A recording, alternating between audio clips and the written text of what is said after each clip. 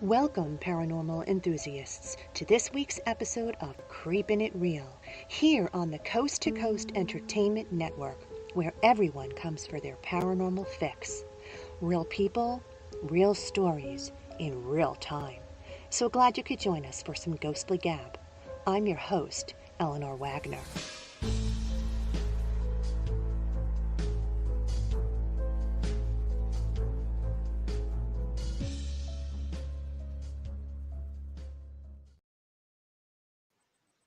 Hello, everyone, and thank you so much for tuning in. I'm sorry we've had some technical difficulties, and I appreciate your patience in getting here at this late hour. As always, I appreciate you hitting the subscribe tab and follow button or show app on your podcast of choice. Everybody give a hello, shout out to our coast to coast techie, Chris Mabry. He'll be working hard tonight to help us run smoothly. Tonight's guest comes to me from Tower Paranormal, which investigations employ some of the most experienced and educated investigators in the Northeast area. His team consistently adheres to strict quality and privacy standards to ensure the investigation remains unbiased, relevant, and accurate. Please join me in welcoming the group's founder, Raul Torres. Yeah, I'm not sure. He was here a second ago. I'm not We sure what lost him. happened. Yeah. We've been having technical difficulties tonight, so Yeah. it's almost like it's not meant to be that the show come on tonight. I'm not sure what's Let me going see if I on, can reach him. okay. We lost you, I'm going to tell him. That's okay. Yeah. We will try to get him back up.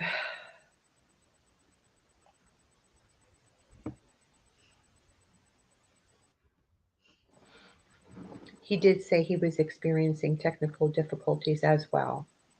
Okay. So sometimes the spirits tell us they don't want something to happen. Maybe that's it. Maybe that's it. Oh my goodness. And we are going to talk about Cashtown Inn, where he had an investigation in Ortana, Pennsylvania, near Gettysburg, which is one of the oldest hostelries in the region back in 1815. And during the summer of 1863, when Jacob Mickley was its innkeeper, it served hundreds of unwelcome strangers, Confederate officers, and their staff while the Battle of Gettysburg raged. And he's going to put up a picture of that Cashtown Inn so Raul can talk to us about the investigation at Cashtown Inn.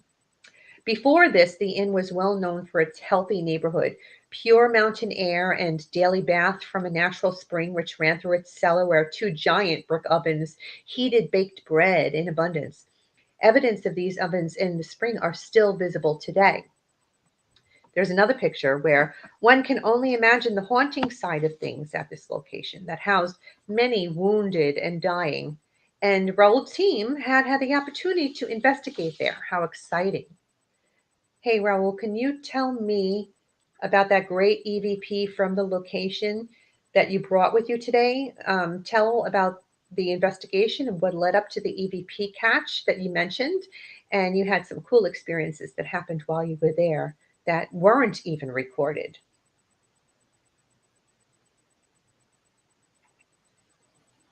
Hi, Raul. Hello. Is it delayed? Can you tell me about Cashtown Inn? I hear it double. Oh, are we like, I'm sorry with the technical difficulties that we're having. Can you tell me about Cashtown Inn and that EVP that you got and about the experiences that happened while you were there that you weren't even able to record? You repeat it 3 times in a row.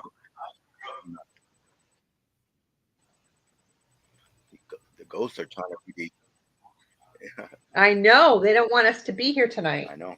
So, yeah, in Cashtown Inn, it was an awesome experience. Cashtown was. See, you hear it twice?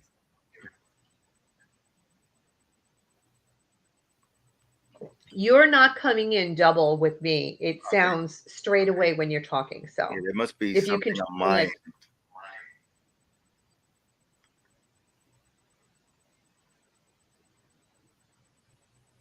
Let me see if I could mute something on my end. That way it works. Okay, you can hear me.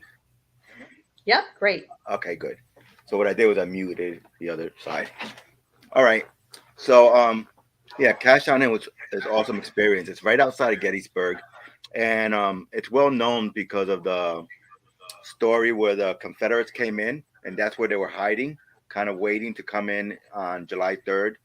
At that point, to invade Gettysburg, so they were up there at AP Hill, and a few of the other Confederate soldiers were like they took over that whole inn, and they pretty much used it as a makeshift hospital. They used it as a headquarters, etc. So it has a lot of like trauma that happened in the building, especially in the basement. The basement was supposedly have been a makeshift hospital, and back in those days, if someone got injured or hurt, they would just chop off their limbs, literally, and just throw the limbs out the window. Oh, Yeah, there was not much of a surgery back then, so you had a lot of people that were that pretty much died in that building in the basement, and it was also a crucial area because of all the Confederate soldiers were all kind of holed up there.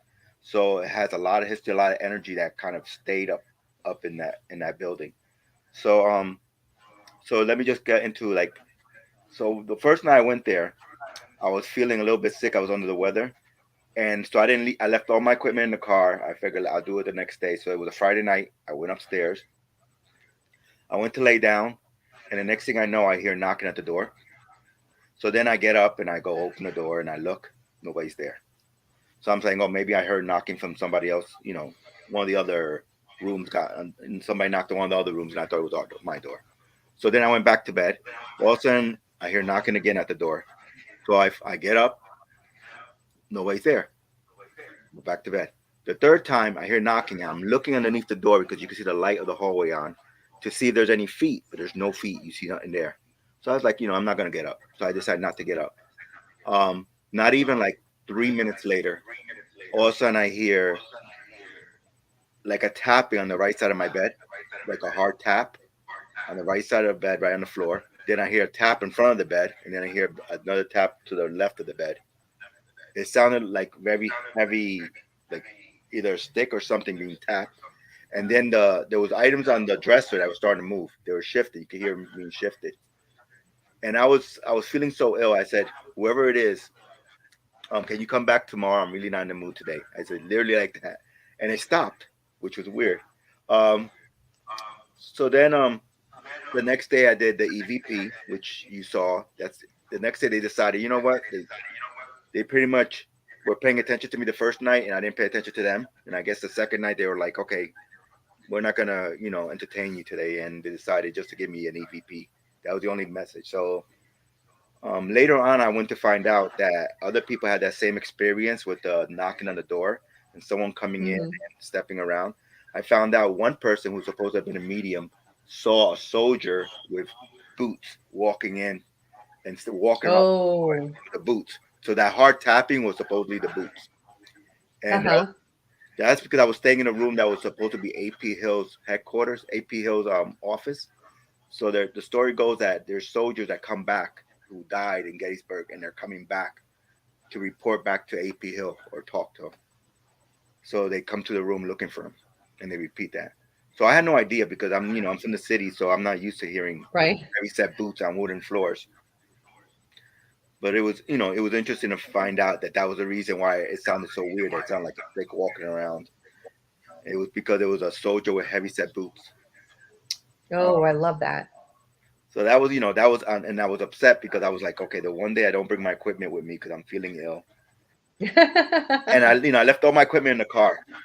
So the next day, the only thing I pretty much caught the next day, you get the feeling, you always get the feeling you're being watched and stuff, but no real activity other than when I did the EVP. Sure. I did the EVP Yeah. and I said, is there, and I asked if anybody's here, and I got a reply, and instead of automatically jumping and saying what I think the reply said, I recorded it. I played it back to a few people and had each person separately tell me what they thought they heard. and they all agreed they heard the same thing. So, Ah, great. Good idea. so if you want to play that part, I don't know if you have that. Yes. Yeah, Yes. That's the Cashtown EVP. So Chris is going to put that on for us now. like that, your audience could see it. Is there someone here?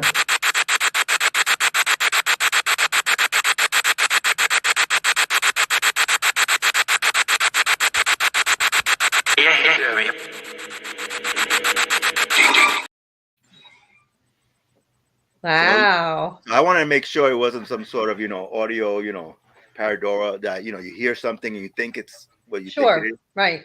But everybody that I asked heard the same thing, where it said yes, we're here, and it was a direct answer to my question. I have So a friend of mine called Michael Mesmer, and he does a lot of paranormal investigating, and he uses similar equipment to yours too. And he ends up having like full on conversations with spirits where they actually interact and answer questions, and they get to actually know the spirits that when they come back to those locations again, they're there ready and waiting to have a conversation. It's just amazing when you can get those catches on your equipment to yeah, hear something like that. You just can't deny it, right? yeah, and it was awesome. That's Well, you paid a visit to Hinsdale House too. We have a picture of that. Chris is going to put it up there. yep. Picture credit to Hinsdale House and Dandy House website. Supposedly, this is the most haunted house in that area of Hinsdale, New York, with its enigmatic history, weird sightings, and baffling occurrences. This building has the foundation for a good ghostly tale. I have a picture of it at night too, which is kind of spooky. The house is on McMahon Road, and it was lived in by Clara. No, that's not it. Lived in by Clara and Phil Dandy, who were visited by spirits regularly when residing there in the 70s. But after they were gone, the home never had residents stay for too long. And when Daniel Class purchased the infamous house, he set out to unearth the mystery behind the hauntings. Can you tell me and the audience about the back history of the house, if you know it? What I do know, it's supposed to have been the land itself was supposed to be Native American land. The Native Americans lived there and they were kind of massacred, and they said that there was a curse put upon the land supposedly. Also, there's supposed to have been a ghost, like a ghost of a woman that's supposed to live in the house. There's also supposed to have been a couple other entities that are supposed to have lived in the house. Um, One of an angry man. I've heard different stories, but the main thing I know is that it was happened on Native American land, and there's like a lake that's about maybe 200 yards away from the house, a small lake, and people have seen an apparition of it looked like a woman in white walking towards a lake and coming out the lake. And what I've read from one of the books was it was a family that was living there with daughters, and they were experiencing all these hauntings of things being moved around the house and Oh, knock. so those knockings and that sort of thing, that's the kind of weird Yeah, occurrences and sightings that were over the years. yep. So it's pretty much that's I tried not to read too much information on the house. I read most of it afterwards because I tried not to go with Hmm. predisposed ideas. Like I don't want Right. to go in there Well, and you want to have your own experiences. correct. So a lot of What times, happened while you were there? I mean, you said you had some cool experiences that happened oh while yeah, you were there. yeah. I Excuse mean, me. so there was like what would happen. It was like almost like they were having fun with us. We went in January. It was freezing. It was January, and then we would go upstairs, and then upstairs there's these bedrooms. There was a room of there's three children's rooms. So one was in the bottom, and two were on the top floor, and then there was a main Hmm. parents' room. So we went up there, and would do recordings, ask EVPs, things like that. There's also a closet that has two mirrors that people think is a dimensional portal where the ghosts are coming in. Well, when mirrors face each other, that's a tendency to open up stuff when they Correct. say when the mirrors face each other. So So we it's not a recorded. good thing. So we had stuff set up all around.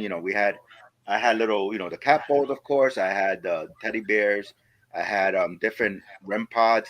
I bought a lot of my equipment. I set them up everywhere, upstairs, downstairs, everywhere, and cameras. So what happened was every time we go upstairs and set up an EVP, EVP session, recording session. We're just talk for hours, literally hours. None, Oh, no great. Yeah. responses, no responses from them or anything. Literally, it was almost like they were watching us because they were literally we would come down the stairs, and the moment we hit the bottom stair in the kitchen, all the devices went off upstairs. They all started going Hmm. off like crazy, and it was like, okay, Is that the room that you set up the camera in the kitchen? yes. So I had a different cameras, and it's funny because the one in the kitchen where I just set it up because it was an extra camera. The other ones were all set up were all static cameras, and this was my Right. new, motion detective camera that I just put in the kitchen for the hell of it to see if something came down Mm-hmm. the stairs. That was my theory. If something came down the stairs, I would catch it. Also, there was a bathroom. There's a bathroom to the left of the inside house that has a weird. The entrance to the basement's right in the bathroom. It's kind of weird. So like it's right. Oh, The that is toilet weird. here. Yeah. Yeah, the toilet right here, and there's like a trap door that you open and you go into the basement. In the bathroom. Yeah, so it's Huh. kind of weird in that sense, and that's why it's scary. Like I was even scared to go to the bathroom because it's like, it's literally like the basement door and the entrance to come up is literally in front of you as you're sitting in the toilet. So you're like, if something does come up, you can't go nowhere. You know what I mean? Right. So it was funny because we every time we come downstairs, same thing, and we'll go upstairs again, look around, nothing. We'll do the EVP. It didn't answer. Didn't say anything. Nothing was talking to us. We'd come downstairs, and all of a sudden, every gadget, like literally all at once, would go off. And we're like, it's one thing if you have one go off, maybe two go off, because it would literally they all would go off the moment we hit the bottom step. So it was like, okay, So we were very cold, and we're like just waiting for stuff. It was eerie. It always felt eerie in the house, that's for sure. And I even felt it was so cold outside. It was I forgot. It was like I think it was like 10 degrees outside at that point. It was Oh, in yeah, January. cold. It was January 14th, the weekend of. So it was like the wrong time to go up there. I wouldn't recommend anyone to do that in winter. Um, so then, we had, all of a sudden, a couple of times, we would hear something like at night, like if there was somebody walking. And, we're like, okay, maybe somebody's, maybe, but nothing would go off. So we hear like, sounded like steps, but we didn't capture anything. Then also one night we hear a big bang, literally sounded like a giant pot hit the floor, like if someone took a giant metal pot and just slammed it on the floor. So all of a sudden, we got up, we're looking and go into the kitchen. We're looking around. There's nothing that seems out of place. There's nothing heavy that's on the floor. There's nothing's been changed in the kitchen at all. But then I go into look at my camera, and you can see my camera reacting to it. Like whatever it was, my camera just went like zoomed into it. Didn't see anything there, and it was like I'm following something. It was a motion activated, so it was like scanning the moment and following something that was walking across the kitchen. But I didn't see anything. Well, you brought with you brought three separate videos of that particular event, and I hope that we got the order correct. I labeled them file one, two, and three, but they are from the camera that was in the kitchen and what Correct. you caught. All right, so if Chris wants to run them, then you can talk us through them as they come out. Yep. Okay.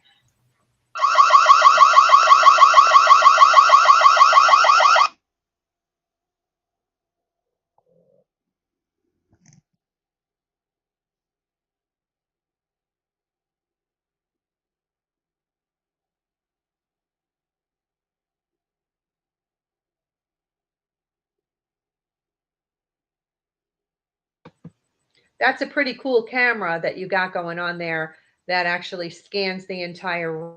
And I hear that the alarm went off on that one. Yeah, because I set it with an alarm. Like I set it up to be like a sentry. Like if someone's gonna break into your house, it would go off. And I made sure nobody was in the kitchen, so I set it off that if any motion came in. But then what happened was I kept doing that during the night. So we decided the next day. I said, you know what? I'm gonna take off the sentry thing, the alarm. I'll just leave it on motion detection. There was So no reason for that alarm to go off. yeah, there was none at all. Nobody was in the kitchen. We were all the way in the living room. Huh. Interesting. Chris, you want to run the second one? This is when the big bang happened. It's like scanning. See, that's the very next day, and it's scanning. Mm-hmm. and it goes over to the right.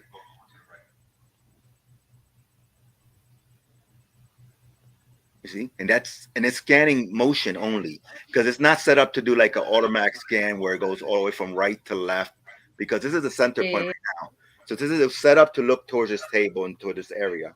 So it just scanned and it went to the right. So whatever it was that it sensed noise following up to the right of it, which is what it Hmm. sounded like, you know. And I thought maybe something a pot or something. We looked in that area, we didn't see anything in that area. And That looked didn't see anything. no, And what happens in the third one that he's going to put up? I'm not sure. I don't remember. Okay, you want to put that one up? This was from the first night where it's rescanned again. Like they saw something made noise and it followed it again. That is so interesting that it picked up on something and it Mhm. just started scanning. Yep, Too bad that we didn't have like a camera on that was snapping pictures randomly because correct. you have the video. If you had a camera, you might have caught something too, you know? That's so interesting. So whatever it was tracking. Like it was. You see, it's how it's moving. It's like it's tracking something, Yeah. but it doesn't know. I mean, I wish it would have been a better camera that had some sort of fancy, like I guess SLS or something like that. We could see what it sees. Yeah. That would be nice if they made something like that. I don't think they See, do. look, and then it goes, looks up, and Yeah, that is interesting. Wow. and I tell That's you, a lot of pretty times cool upstairs in you will and of hear itself. steps. The building was pretty small, though, you said, right? Yeah, it is. It's a very small building. Literally, what you see is there's the kitchen. You see the stairs right there in front of you that go Yeah. right upstairs. The bathroom's to Yeah, the yeah, right, yeah. which is the bathroom that has like a literally the basement entrance right in there. That's a pretty narrow set of Yeah, stairs, too. Sheesh. and to the left is the living room, and then there's like a little back room to behind next to the living room in the back that used to be one of the children's room where supposedly the girl would look out Wow. the window and see a ghost walk into the lake and coming back. Interesting. Interesting. And behind this camera is a boys' room. I think it was a boys' room, and then there's the entrance to the place itself, the door. So it's very small. It's like a little cape. Cabin kind of thingy. Yeah, exactly. It was Well, freezing. suffice it to say, it's definitely a place that everybody should check out for haunting if they're into the paranormal, right? Correct. It's definitely on. It should be on everybody's list. Everybody's to do this for sure. Ooh, Hinsdale House. Keep that in Yep. mind. But do it during the warm time. Don't go in the winter. When it's January and like 9 degrees. Well, when you and I first connected, you were in Thailand and Yeah. you got a really cool tattoo while you were there. Oh, I did. I actually have the photo you sent me of it. Oh, The you tattoo do? has a special meaning behind it. Yeah, Chris is going to put that photo up. Tell me all about this tattoo. What's the What? significance of it? Well, it's supposed to be. It's a combination of different things for health and protection. So Mm-hmm. I spoke to the monk, and he asked me, what do I want the tattoo for? And I explained to him I want something. I told him that I do the ghost hunting. I do I try to communicate with spirits. I want to be able to communicate with them better, but at the same time be protected from negative ones. Um, and also health and other natural. So each of the boxes is like a separate little prayer. He literally prays as he does each box, and he does it with a real sharp stick. It's like a long stick that he dips in ink, and he taps it from behind with another like a little mallet, and he does each of those lines are done with a little mallet in a sharp stick dipped in ink. So it's very painful. It's more Wow. painful than a regular tattoo gun type of deal. But I figure, you know what? I always wanted to get a tattoo that was significant enough, and I actually thought this was going to be smaller when he showed it to me, and then when he was done, I found out how big it was. I actually thought it was going to be a smaller tattoo, and it ended up being pretty much my whole upper back. But the And main are reason you I okay wanted is with the that? protection thing. Like I felt like on my arm, I have a tattoo of an angel, of a guardian angel. So Mm-hmm. I figured this will be a great defense, like of a different culture on my back. So Some it sort of doesn't hurt to have protection more. for what you do. Yeah. Yeah, that makes sense. And Well, even I if it love it. I doesn't think it's work, great. the fact that it gives you the confidence of thinking that it might work might be enough of a defense. You know what I mean? So because Protection. Yeah, power of positive thinking, correct. right? And it's weird because I they love heal it. quickly. You see how it's all red? The very next day it was Yeah. totally healed. which I found amazing Oh, because my other tattoo that got my arm took like a week to heal. This one healed yeah. immediately. Everybody was shocked how fast it That did. probably that says something, right? Yeah. But he prays over you. He does the tattoo. He prays first. You give an offering to the temple. Then he does the tattoo. He's praying as he's doing each box. Um and then he prays again and blesses you with water and and that's pretty much it. But it's very painful and a great experience for sure. I like to travel a lot, and every time I Well, travel, I like to go and find out where there's something haunted, where there's something interesting. And sure. Well, you said you've traveled to multiple countries such as Thailand, Panama, and Peru to learn their local legends. yeah, And how has that all worked out for you? when Panama was, it was interesting in Panama because we went to this one island called Boca de Toros. It's supposed to be haunted by pirates that left gold on the island, supposedly. Um, but I didn't experience anything there. There's a lot of monkeys, and it's kind of eerie at night because the whole island's pretty much like a giant forest. And then you have the beach area. But I read all I did was read about the legend, talk to the locals, and they tell me that they do see stuff at night, but they have a curfew. Like most of the businesses close down like around 9 o'clock, 10 o'clock. Even the resorts, they're pretty much dead after a certain Really? time. Yep. And I don't know if it's a superstition or not. I mean, it could be. Hmm. Um, One thing you find is a lot of times they they claim they don't believe in it, but then they have a lot of things around that they keep around the houses and the places to kind of ward them off. So it's okay, do Hmm. you believe in it or don't believe in it? I mean, it's like in Thailand. In Thailand, they have a shrine literally in every block. Every block has a shrine. And I said, why do you have a shrine of these different? They go because their belief is that there's spirits everywhere. So by building a shrine, you get a guardian spirit, and that spirit stays there and protects the block from the rest of the spirits. Ah, So it's like a own little guard dog type of deal. So I found that very yeah. interesting, and it's like everywhere. Like you literally every apartment building, every business, every has one of those shrines, and it's Hmm. all different gods, all different beliefs. But they feel that, and some of them look like little houses. They're literally made. They look like a dollhouse where you have chairs and everything. They literally make a little house for the spirit to live in there. Wow. So So, will you continue to pursue this exciting adventure into discovering legends and the paranormal in far off places? yeah, of course. I also especially when you see the similarities in things like in architecture. Like when I went to Mexico, you have the pyramids, right? And they have the giant snake coming down, Coaxo, the god. Mm-hmm. They have the same exact thing almost in Thailand, but they call them Nagas, which is their local legend cryptid, Mm-hmm. giant snake, and it looks almost like I'm like Mexico, Egypt, Thailand. They all have very much similarities, and it makes you start thinking about maybe it's true about UFOs, about intelligence, about different things, because it's like Makes you think. yeah, because it's like how do they have these things that are so similar, going across so many, they're so far apart, but yet they have these things that are common, like the snake god, and they have it protecting the temples, and they have it in both in Thailand, they have it in Mexico. You know what I mean? They have similar creatures in Thailand, similar that look just like a sphinx, but it's their local legend of a sphinx. They have their Right, right. legends of hairy men. They all each culture has hairy men. They all have similar They stories. might have a different name for it, but they all have similar. Yeah, yeah. Correct. I would love to on my bucket list anyway. I would love to go to the UK, Scotland, and Ireland. Those are three that I would love to go and investigate paranormally. I've heard so many things about Yeah, them. I went to London, and back then I wasn't doing it. Was like this was 20 years ago, and I had no idea I went to a castle that was supposed to be one of the most haunted ones, which is Warwick Castle. Really? Yeah, and I had no Oh, idea. interesting. I went for a tour and I walked around. Now knowing me now, I would You just go wish you with could go equipment. back, right? Yeah, Ah, yeah. 'cause I walked around the castle and I saw the dungeon and I saw everything, but I didn't ask. I didn't try to do an EVP session. I didn't try to Right. Who would have EMF thunk? reading. You know what I mean? Oh Now boy. I do. It's weird because now I have to go to the extra step in security where they stop me for my luggage because they see like weird devices that look Yeah. to them like bombs, and they're actually like EMF readers. You know what I mean? I've been No, they're stopped a couple of times. paranormal investigating equipment. Yeah, Oh my goodness. Well, we were talking about EVPs earlier, and I love them.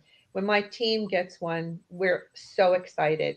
And you have some interesting theories that you're trying to prove regarding EVPs, as well as why some people are more affected by ghosts than others. No? Yeah. So one thing I've noticed that you always hear the stories about children when they're young that they're able to see ghosts and they're able to hear them and stuff. Mm-hmm. Even my own son told me that he used to see ghosts in one of the old houses we lived in, and he was very nervous Okay. about it. But he would hear them. He said he would hear them more than he would see them. He would hear like someone talking to him or whispering. And and I remember as a child similar things where I would think I would hear someone calling my name, but nobody's really there.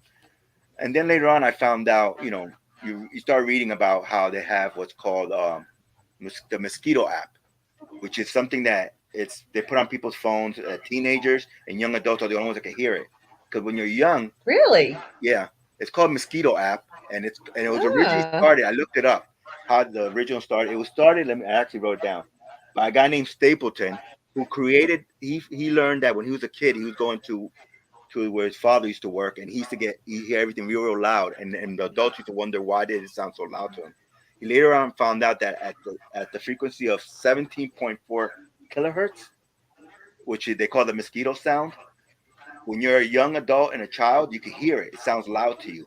For an adult, the one of the first things you lose as you get older is the sensitivity to that sound level, to that frequency. Wow. Yeah. That's so interesting. I never heard that before. So if you Okay. play that frequency, like right now, if you were with a teenager next to you and you play the frequency, you wouldn't hear anything and they would hear it.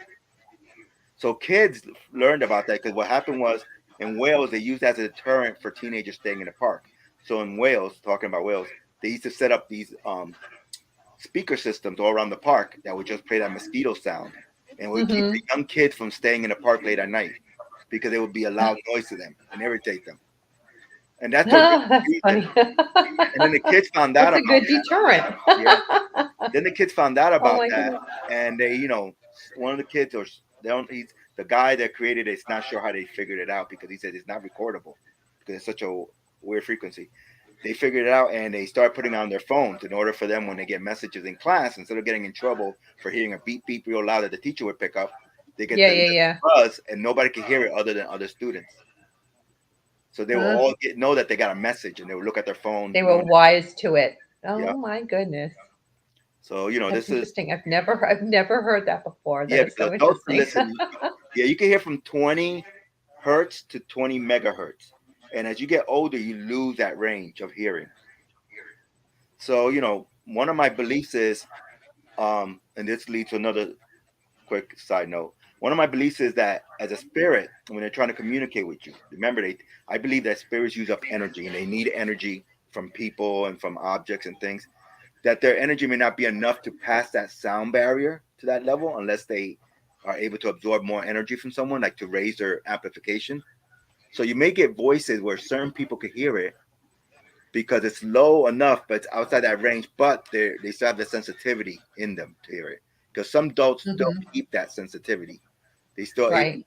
and a matter of fact, we start losing it very slowly. That to the point that there's like I told you, 17.4, right?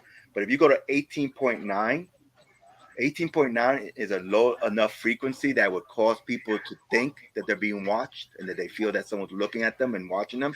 And it's just a frequency that they can barely hear it. Their brain picks it up, but they auditory wise they don't hear anything. But their brain picks up that there's something in the room, the noise. And it's at 18.9. It's called the fear frequency. I don't know if you ever heard of it. I've never heard. No. Yeah, if you look it up, it's on the you can look it up on the internet and stuff. It's called the fear frequency. It was discovered by a guy who was he was a doctor. And he was every time he stayed in this one room, he kept feeling that he was being watched, and he kept feeling weird, like someone was watching him. Then they finally figured out it was a fan. They had a fan in the room The that, fan. yeah, the fan was hitting at 18.9, and Uh at huh. that frequency, it creates your brain to think that there's somebody watching you. It makes you think that someone's talking to you because your eardrums are still reacting to it, but you don't hear it. Yeah, yeah, yeah. So that's why they Huh. call it fear frequency, which I think is a great frequency because the fact is that if my when my research is there's 2 points that you create extra. Your body creates EMFs automatically. It's part of nature. You create EMFs through your nerves, your nerve endings, your brain activity. You yourself create Mm-hmm. EMFs. You're a great buffet of energy for a ghost. Um, but the best way to get you to create more energy is there's only two things that will create your body increase EMFs. One is fear and one is anger. Those high emotions will cause your body to increase EMFs. So a ghost that's barely able to communicate to you, think about it, it's like almost like a logic. Why? A ghost that's barely able to communicate may irritate your noise factors to create the feeling of fear, for then it can have more energy to then use to I actually see. protect you. Huh. So if you Very believe in the theory that interesting. everything's done for a purpose, if God doesn't create junk, like they say, even for spirits, Right. even the fact that they're weak, they may be weak at that point because they rely on energy. Energy is never, you can't destroy energy; it just changes forms. Every scientist, Einstein believed in spirits. A lot of scientists believe in spirits because they feel that you can't destroy energy, but the energy needs to be feeding off of something. It needs body. It could get it from people. That's why people feel cold because it's taking energy from them, or it could take it from their brain. That's why some people get that foggy feeling where they feel like they can't think straight. They start getting headaches. That happened to me when I went to the Gettysburg Hotel. I stayed at night at the Gettysburg Hotel, and there I literally I would walk in and I started setting up the equipment. And in less than an hour, I started getting headaches and the fogginess. Really. And the good thing is, I bought some equip. I bought some. I think I have too much money to spend. I bought. It was like it's a shirt and a hat that has the Faraday cloth in it, and this cloth gives you like a lining to protect you against EMFs. So I put that as a cap, as a nightcap, and the headaches went away. So that's what I did in order to sleep. I put on the Faraday cap, And it worked. and it works.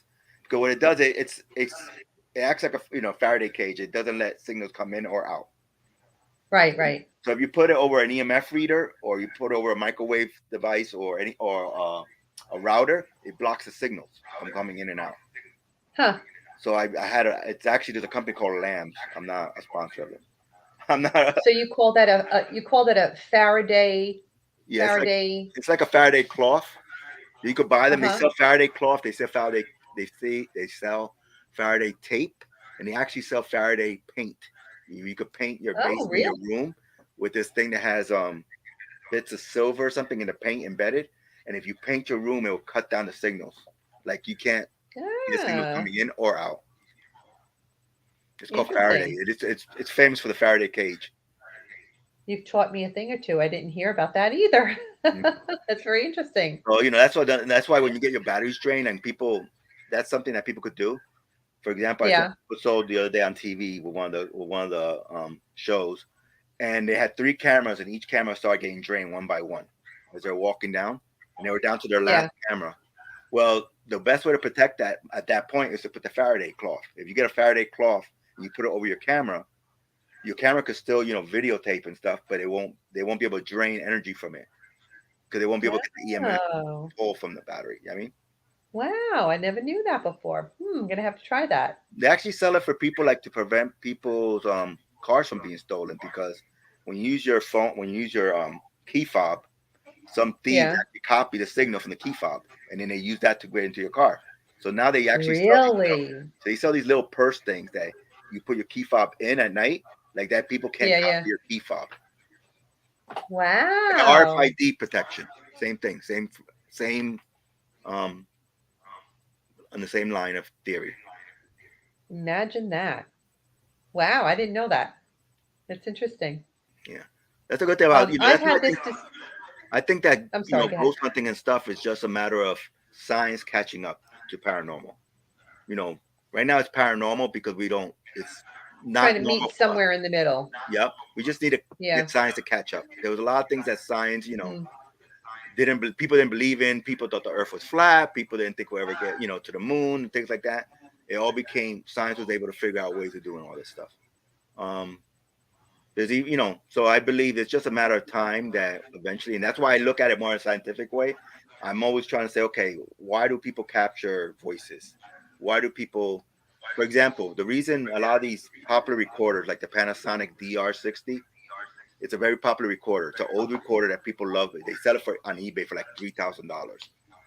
And then when it originally came out, it sold like for $20. But the reason it's so popular is because it's able to pick up a lot of EVPs. The reason it picks up a lot of EVPs is because electronics over the years have become filtered, where they started filtering out static noises. They start filtering out every little, cleaning up the signal. For like that, what you get now is a pure, clean recording. But that's not what you need.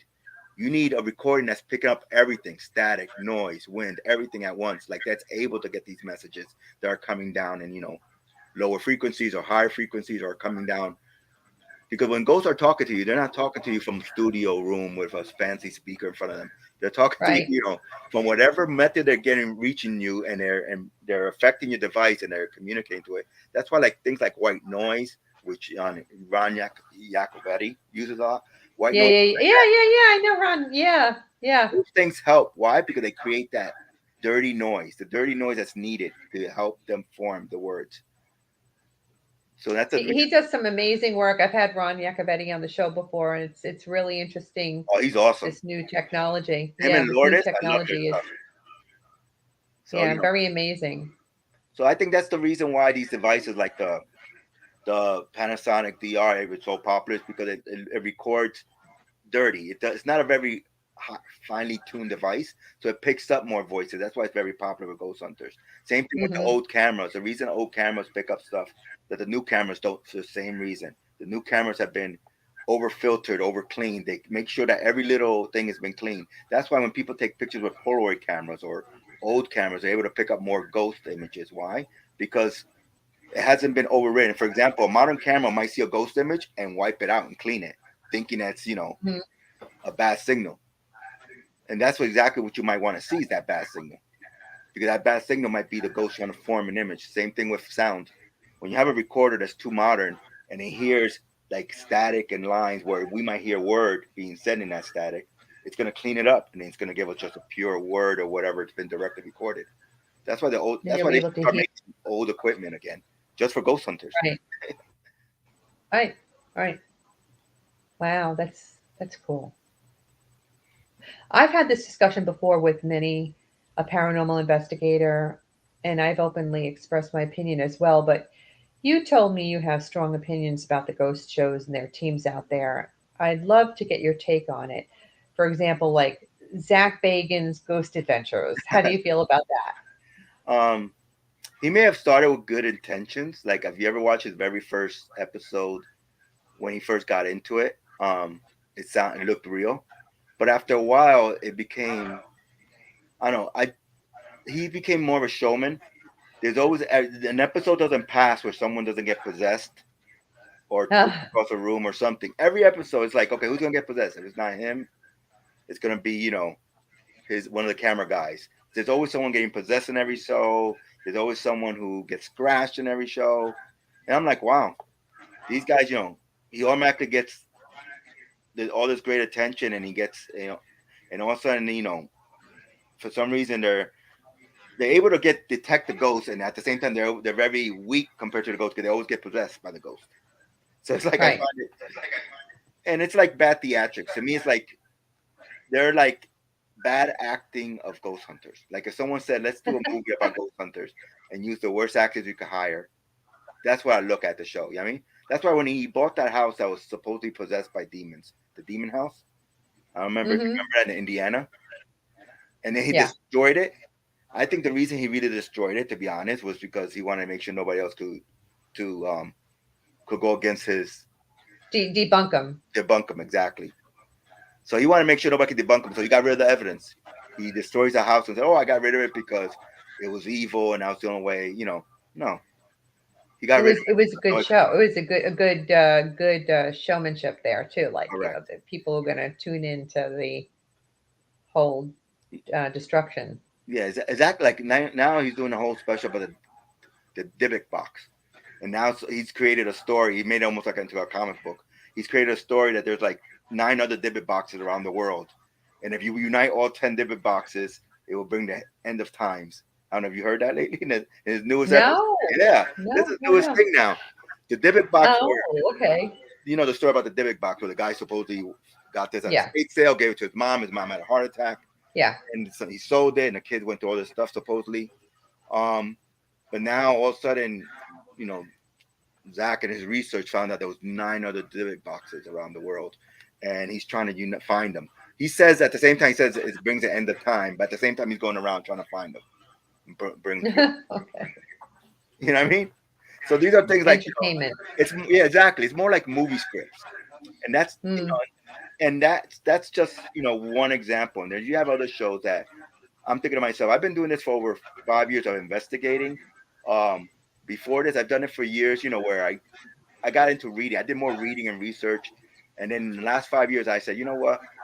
Let me buy equipment and do my own stuff and go check these places that people keep talking about and stop watching these shows and start living it. You know what I mean?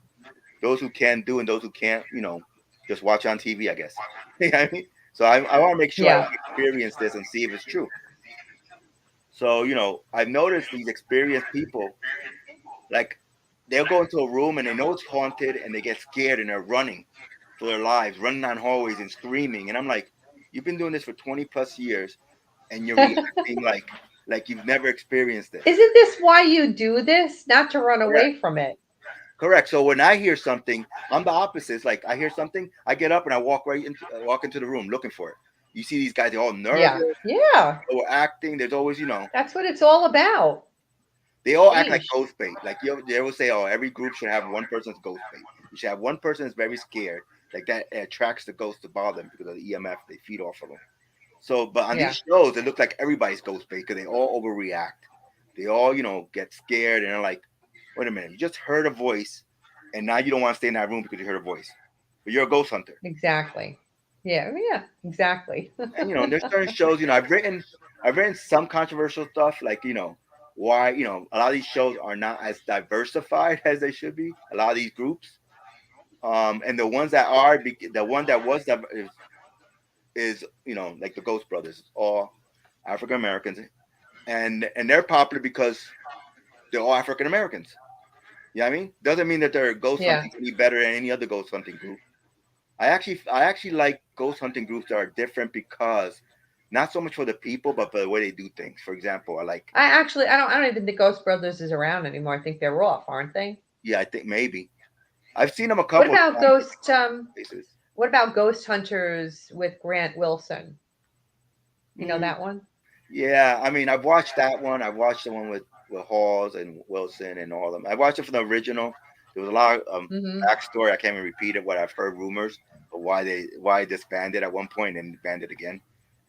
Saucy Roof. There's a lot of soap opera stuff in. They should do like Housewives of Ghost Well, Hunting. you know what?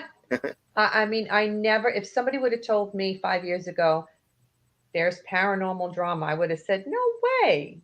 And now, having been in the industry myself since 2019, there is paranormal drama. And there is no avoiding it. You could think, oh no, it's never going to happen to me, but it happens. And it really sucks because I'm the type of person that I just want everyone to get along and I want us Correct. all to help each other out.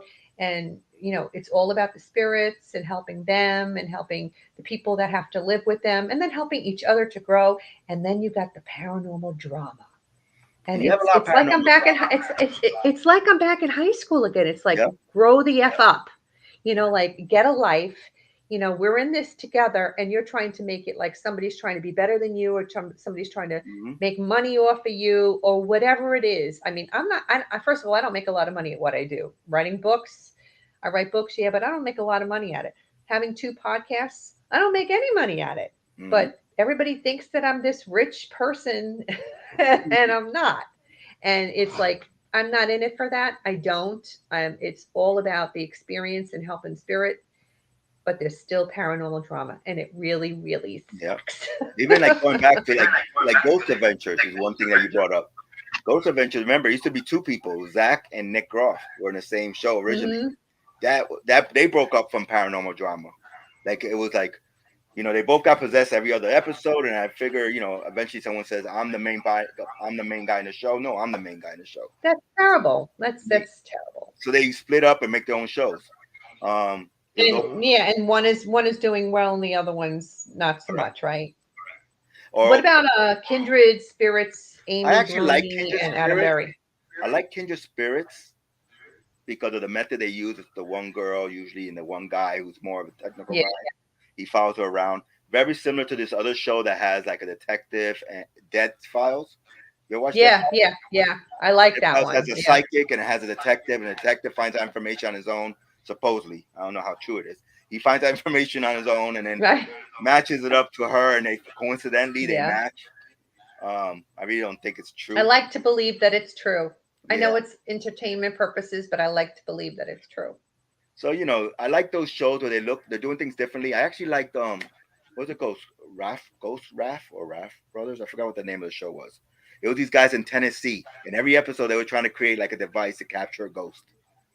I remember the Rafe Brothers or Rafe Busters or something. I forgot the name of the show, but it was a group in Oh, Tennessee. I think I know which one you're talking about. Yeah, I think I know that In one. every episode, they were trying to create something. They would create a new device. Like one Mhm. guy created the fog machine to try to get the image and take pictures. He also tried to create a Faraday Mhm. cage with all these devices inside. He's always trying to figure out ways of capturing a ghost, like balling it, but he never could. Um, I found that interesting because it had that twist to it. So whenever there's ghost shows that catch my interest that do things slightly different from other ones, I like those. Yeah. But where there's just a whole bunch of people walking around with cameras and running around and screaming and running in and out, that's like reminding me of teenagers when they're playing with a Ouija board. What about that BuzzFeed unsolved supernatural I used to thingy get with mad with Brian those guys. Barbara? I used to get mad with those guys because they used to go in with you have one guy who's a believer and one guy who isn't. And the guy who isn't a believer is very like snarky. Is that Madej? Yeah. Is that his name? Shane? The other The guy that doesn't believe? Is it Shane? yeah, I forgot. I think it's Shane. The tall guy. There's a tall guy and then there's a shorter like Filipino American guy. Yeah, yeah, yeah. And the tall guy Oh, doesn't believe in. incidentally, that other one, the one that you were trying to think about, the Tennessee Rape Chasers, it's Haunted Towns. That's Yeah. Yeah. Haunted Towns. I just And the Rape remembered it. Chasers. That's the name of their group, Rape Chasers. Yep. Yeah, yeah, And they're unique because you see, yeah, part of your brain says, okay, there's always that stereotype. You say, oh, they're from Tennessee, so I'm gonna hear all this country bumpkin stuff like the Mountain Guys show, but they're not. yeah. Like you see that they may be from Tennessee, but they're pretty bright guys, and you see them. What they're trying to plan and the way they do things is, they actually plan it out and they treat it almost like a military operation when they do things, trying to figure out what to do, how to capture it. One person's working on one thing, another person's working on another. Right. I like that about them. Um, I'm trying to think of the others. Some of the other What shows. about Paranormal State with Ryan? I think it's pronounced Buell. Well, The one no Paranormal longer State. exists, right? It hasn't. Yeah, Yeah. I yeah. don't It know. was Is he on for part a of it? bit. That's the guy that went around saying that there was a demon that was haunting his family for years. Everybody's coming up with the demon stuff. I Yeah. just don't get it. That's the reason I You left know, the group. I don't know. I originally belonged to a group. I'm not gonna mention their name because he calls himself a reverend even though he's not. Uh, he got ordained. He did. I don't know if I told you this. No, The no. guy went around acting like he was a reverend. Everything was possessions. Everything was demons. If someone called him for a ghost thing, automatically it was a demon. It couldn't be a spirit. It had to be a demon. Um, and he's ordained, but the way he's ordained, he did the same. I did the same thing just to be a bother. Online. Yes, online you pay $60, you get a card, a membership, and you get Yeah. Ministry of Light, I think it's called. You get a business card you can wear around. You can promote weddings because anybody can promote a wedding if you get ordained, supposedly. Right, right. And Yeah. ordained doesn't mean you're holy. It just means that you're supported by a religious organization. That's what the actual word Mm-hmm. ordained means. So he goes around calling himself a reverend. He takes pictures wearing a Catholic sash with a hat like something out of a sci-fi movie. And he tried to make himself, and he goes around, everything's possessed. So I actually belonged to his group when I first joined because I was looking for a group in Jersey. See, this will give you a hint. I was looking for a group in Jersey. I was like, he was nearby. I was like, let me try to join but then everything was demon. It was no like, I'm not like that. I like to go someplace cold, ask questions, automatically don't assume that I know what's happening. Take information and evidence, and then later on research and do the investigation and see what the evidence tells me. Something may be a ghost or something may just be bad electrical wiring. Something may be a demon for. But thank God I haven't had a demon case. And if I did have a demon, I'd be out of my league, and I'll probably give it to somebody else. Go to somebody who knows what they're talking about, Yep. right? Yeah. But like he belongs to this. It's funny. It doesn't. I mean, I've asked priests, real priests, and they told me that's a fake group. It's called the Order of Exorcists. There's a bunch of people go around claiming that their job is to go around exorcising demons. This guy belongs to that group. Really? He joined that group. To join that group, you just Huh. had to pay $100 something or something, and you could join that group too. You know what Then I you mean? can It's call like, yourself a member. yeah, but you can't perform exorcism. Interesting. Only certain people could perform exorcism in that group. Hmm. So these are things that ruin it for everybody because Yeah. I mean, it's great. There's a lot of people out there that are really trying to help. There's people out there that are trying to, if there are spirits in the home, they're trying to get the spirits to go to the light, or they're trying to get the spirits to live peacefully with the homeowners or the person living there. And then you have people out there that I feel like are charlatans or are just waiting and hoping that they're going to get a show one day. That one day they were Yeah. going to go on TV and someone's going to hear about them and they're going to have their own show where they go around. And you could tell those people already now because you start seeing some of those people where they're like recording like little movies and they're recording, and they're trying to get it out there. And I'm like, just try to help. I mean, that's why one thing I was happy about Zach Bagan did one time, and I made a mention of it, and I thought the way it sounded almost sounded like he reacted to me, but he probably didn't. It was called when he created house calls because I said one time online, I said these shows that are going around just to famous places and well-known places, they should go back to their roots and go around helping people. If they're so Hmm. experts and they could analyze all this, they should take all this knowledge they have now that got them to that level and come back to their roots and help people with their. So then it was coincidentally, sometime later he created the show House Calls, which was like going back to his roots. Right. Interesting. Maybe you did have some Maybe. hand in having that happen. Hey, can you tell the listening audience how they can find you and any information about you and your paranormal team? Yeah. So I'm on Instagram as Tower_Paranormal. I'm also on TikTok, and I'm also on of course I started on YouTube, but I don't have much things on YouTube. So I'm mainly on Instagram and TikTok, and I do also have a website called TowerParanormalInvestigations.com.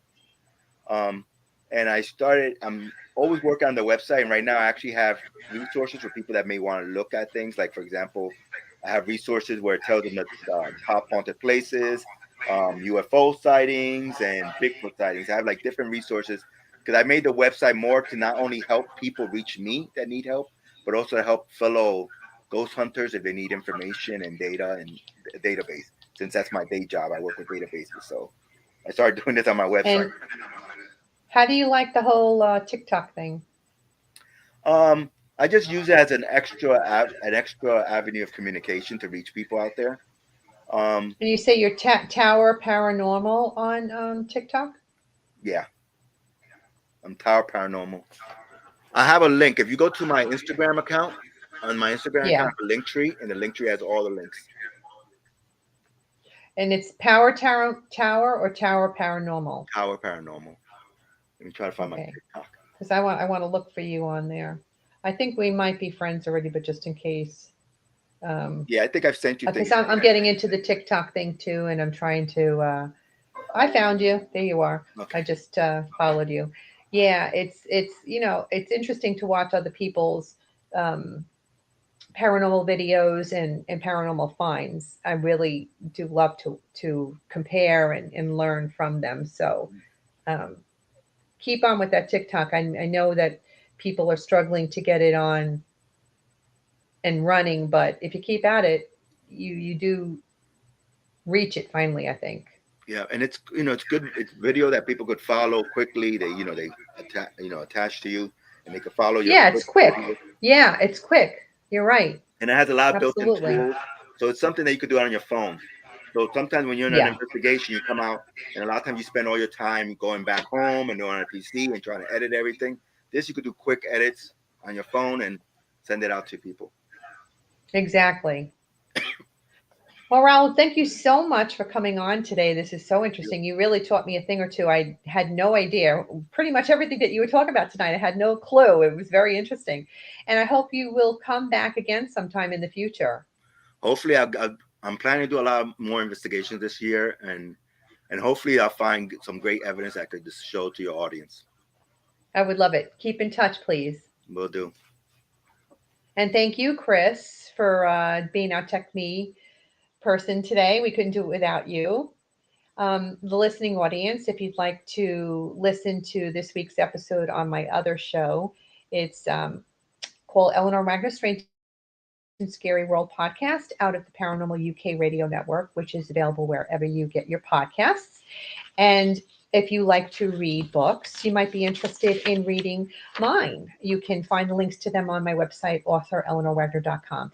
I write about the history of the town and location, add the paranormal story to the mix, and finish it all off with photos and evidence.